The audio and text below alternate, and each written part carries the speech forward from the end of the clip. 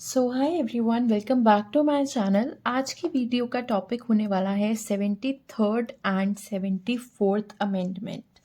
तो सबसे पहली लाइन हम यहाँ पे पढ़ते हैं, these amendments were passed by parliament in December 1992। ये जो अमेंडमेंट्स थे 73rd एंड 74 अमेंडमेंट, ये पास करे गए थे पार्लियामेंट के द्वारा दिसंबर 1992 में। Through these amendments, local self-government was introduced in rural and urban India. तो इन अमेंडमेंट के द्वारा क्या हुआ था कि लोकल सेल्फ गवर्नमेंट जो थी वो इंट्रोड्यूस करी गई थी रूरल एंड अर्बन इंडिया में। रूरल का क्या मतलब होता है, जो थोड़े से बैकवर्ड एरिया होते हैं, जैसे विलेजेस हो गए, गांव हो गए। अर्बन वो होते हैं जो थोड़े से डेवलप एरियाज होते हैं, जैसे सिटीज, बड़े बड़े शहर हो गए, है ना। अब हम यहाँ पे पढ़ते हैं कि ये एक्ट्स फोर्स में कब आए। 73rd अमेंडमेंट जो था वो 24 अप्रैल 1993 में फोर्स में आया था, ठीक है। और 74 अमेंडमेंट जो था वो 1 जून 1993 में फोर्स में आया था, ठीक है। आई वुड सजेस्ट यू कि आप नोट्स साथ साथ बनाते जाओ, या स्क्रीनशॉट लेके रखना है तो अभी स्क्रीनशॉट ले लो और अपने फ्री टाइम में ज़रूर नोट बना देना। अब हम आते हैं इसके फीचर्स पे, features and provision of the act. So यहाँ पे ये दो एक्ट हैं, 73rd एंड 74th। इन्होंने कॉन्स्टिट्यूशन में नए पार्ट्स ऐड करे थे। 73rd ने पंचायत को इंट्रोड्यूस करा था, पंचायती सिस्टम लेके आया था ये वाला एक्ट, और कॉन्स्टिट्यूशन के 9th पार्ट में ये ऐड हुआ था, ठीक है। 74 अमेंडमेंट जो था ये म्यूनिसिपैलिटीज़ को इसने इंट्रोड्यूस करा था, और ये कॉन्स्टिट्यूशन का 9A पार्ट इसने ऐड करा था। अब नेक्स्ट पॉइंट हम जल्दी से देख लेते हैं।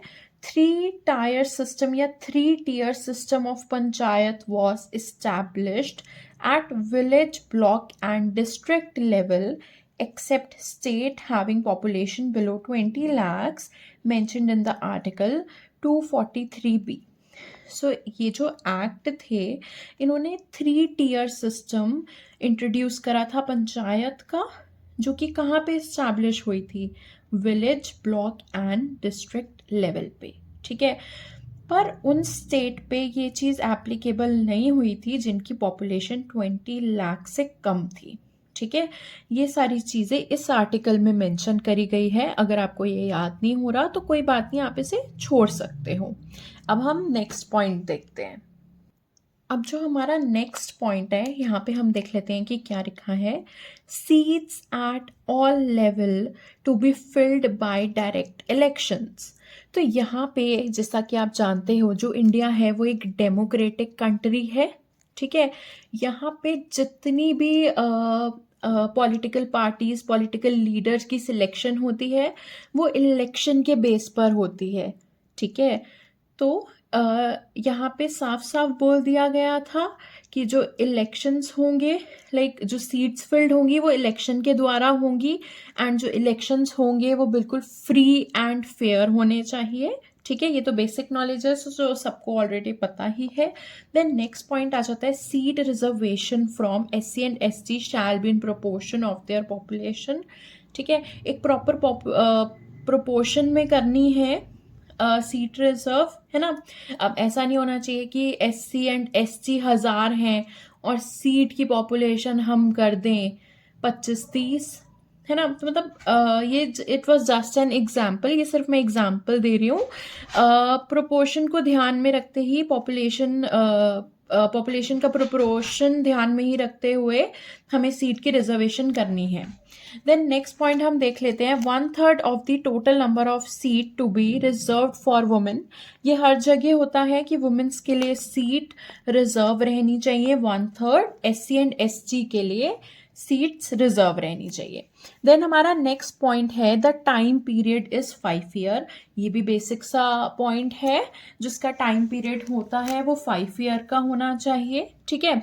और अगर 5 साल से पहले पंचायत खत्म हो जाती है तो विद इन 6 मंथ के अंदर अंदर कंपल्सरी इलेक्शन हो जाने चाहिए, ठीक है। In the case of dissolution by any reason, किसी भी रीजन से अगर वो डिसॉल्व हो रही है, the elections are compulsory within 6 month, 6 महीने के अंदर अंदर ही इलेक्शन हो जाने चाहिए।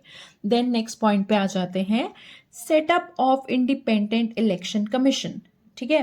मैंने इसको हाईलाइट भी करा है कि एक इंडिपेंडेंट इलेक्शन कमीशन सेटअप होगी हर एक स्टेट में, जो कि कंडक्ट करेगी कि जैसे अगर इलेक्शंस हो रहे हैं तो क्या वो ढंग से हो रहे हैं या नहीं, है ना।